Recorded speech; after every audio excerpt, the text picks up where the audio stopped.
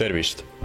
Ma sooviksin teile rääkida Rahvademokraatlikust parteist ja meie armulisest õest Anastassia Belskajast, kes oma terava taibu ja oskusliku planeerimisega on välja töötanud eeldused ja tegevuskava, et tuua hästi toimiv, rahva huve arvestav võrdsusel põhinev ühiskond. Rahvademokraatlik partei usub, et tõeline klassidemokraatia põhineb usaldusel ja võrdsusel. Koostöö õpetaja ja õpetatava vahel saab toimida vaid võrdsustunde olemasolul. Rahvademokraatliku partei esimees Anastassia Belskaja on analüüsinud ja ümber kujundanud riikliku õppekava, eemaldades õpetaja kui kõigutamatu autoriteedi vajalikkuse.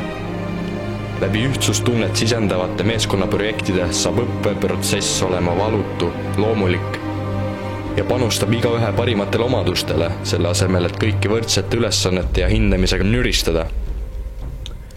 Sest Anastassia Belskaja teab, et erinevus rikastab, kõikide omapära täiustab kollektiivi ja see ongi Rahvademokraatliku partei juhtmotiiviks.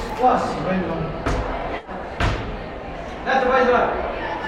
Siin on palju, või? Jaa. Aitäh! Igaühe vaatenurk on vajalik probleemide optimaalseks lahendamiseks.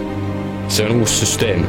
See on Rahvademokraatliku partei südamasi parandada haridusmetoodika kitsaskohti.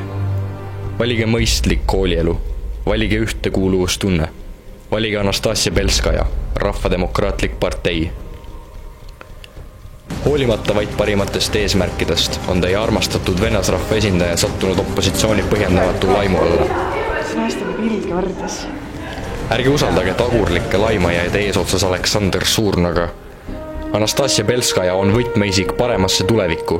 Usaldage meid. Valige Anastassia Belskaja Rahvademokraatlikust parteist.